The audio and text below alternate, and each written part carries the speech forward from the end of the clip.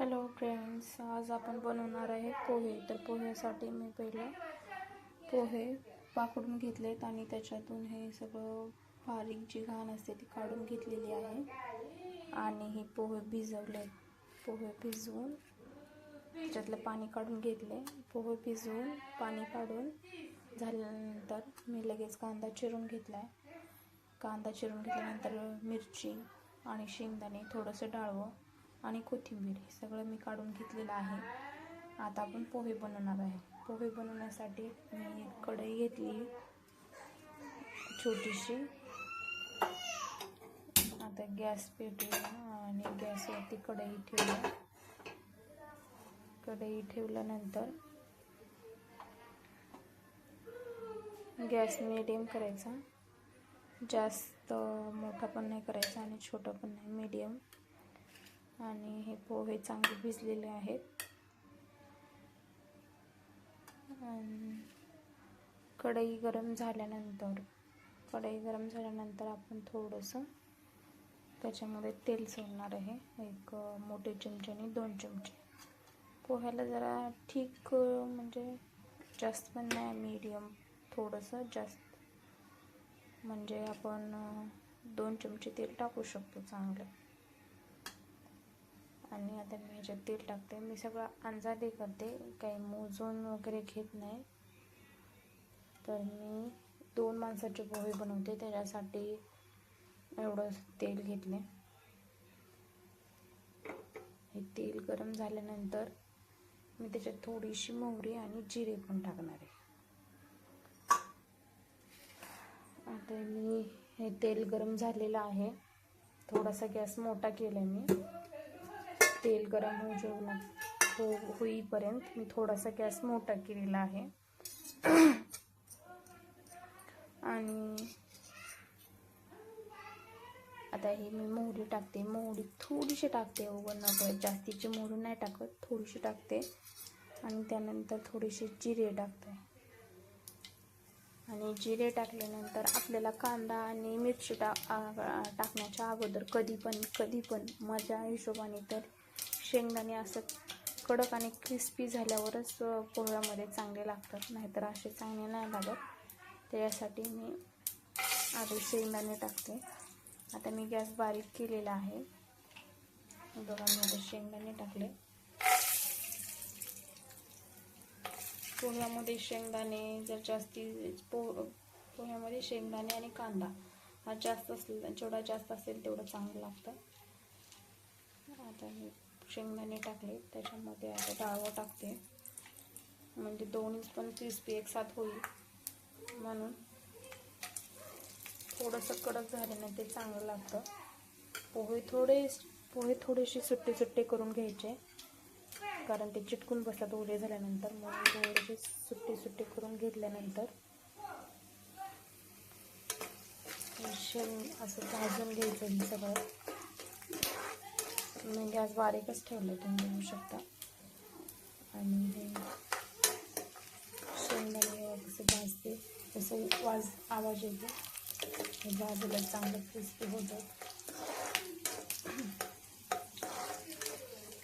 आणि पोहे किती आणि कसे बनवायचे, तर 2 माणसं आहेत. दोघांसाठी बनवायचं असलं तर आपल्या मुठीने असे करून 2 मुठी घ्यायच्या. 2 माणसासाठी, 1 माणसासाठी 1, म्हणजे कांदा ते टाकून ते बरोबर होतं. आता मी कांदा टाकते.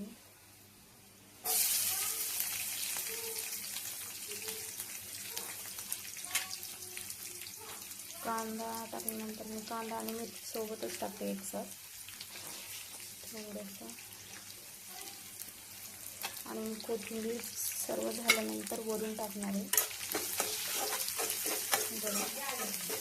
शेंगदाणे, कांदा आणि मिरची, शेंगदाणे थोडेसे भाजते त्याच्यात.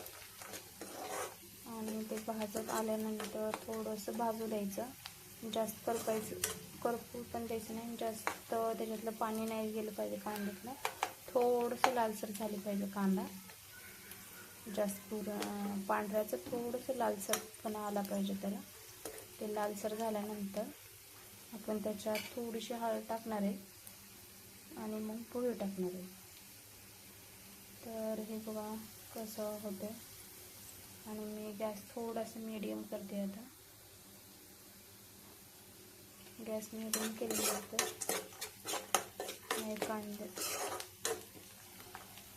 कांदा पूर्ण थोडंसं पाणी त्याच्यातलं कमी झालं कांद्यातलं.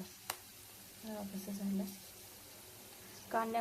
पोह्यामध्ये पोह्यामध्ये थोडासा कांदा जास्त असला ना मग मस्त लागतं. आणि त्याच्यामुळं आज माझा थोडाच झाला आहे कांदा, पण एरवी मी थोडासा जास्त घेते. आता मी ह्याच्यात हळद टाकणार आहे. आणि पोहे खाताना थोडं मध्ये कांदा लागला ना मस्त लागतो. दातामध्ये असं कांदा आला तरी तर थोडीशी हळद टाकते. आम्ही थोडी हळद कमी खातो, त्याच्यासाठी मी जास्त पिवळसर नाही बनवते. थोडंसं मी फिकं बनवते, कारण आम्ही हळद जास्तीचं नाही खात. ज्याने तुमच्या घरी जसं खाते तसं बनवा. आणि मी ह्याच्यात आता पोहे टाकणार आहे. पोहे असे सुट्टी करून घेऊन मग पोहे टाकायचे, कारण ते चिटकून बसले ना त्याला चांगलं नाही लागणार, ते चांगलं कुक नाही होणार. आता ह्याच्यातमध्ये मी पोहे टाकून देते सुट्टे करून. हातानेच टाकते मी.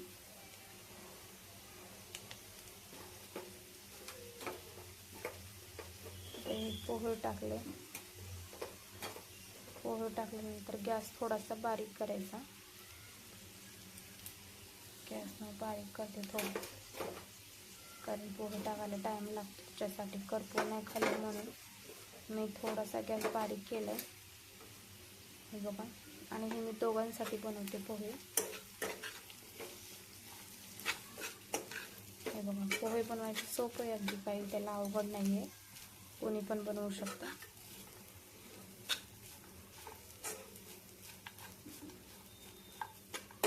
हे बघा,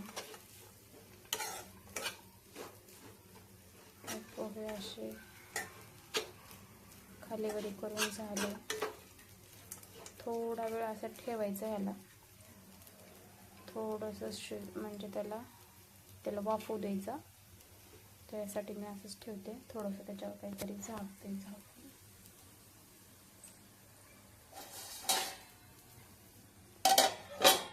आता हे मी झाकून ठेवलं. त्यानंतर मी कोथिंबीर टाकणार आहे त्याच्यात, आणि मीठ हे दोन्ही टाकणार आहे.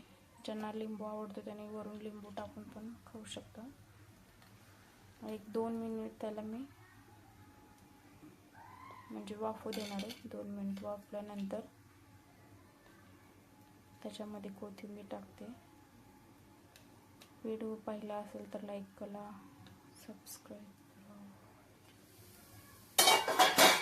बघा, हे मी थोडंसं वाफवलं त्याला. आणि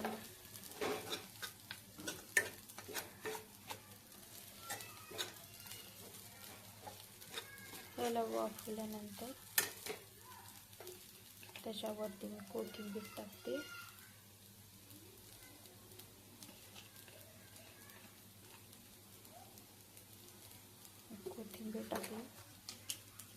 कोथिंबीर टाकल्यानंतर लगेच मीठ टाकून घेते. आपल्या चवीनुसार जसं मीठ लागतं तसं मीठ टाकायचं. जास्तीचं मीठ नाही खात आम्ही, थोडंसं कमीच खातो, त्यासाठी मी कमीच टाकते. हे बघा,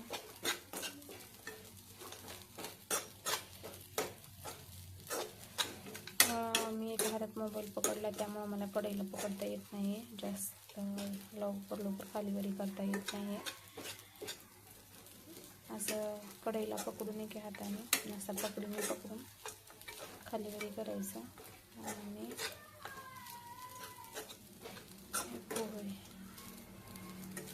पोहे खाण्यासाठी तयार आहेत. आता बघा कसे झालेत पोहे. हे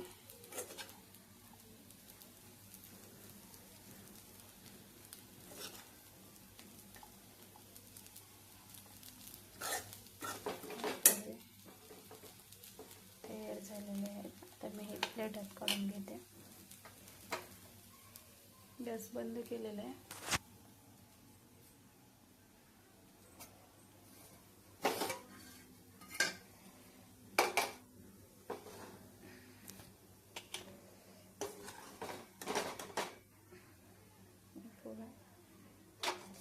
बटाट करते.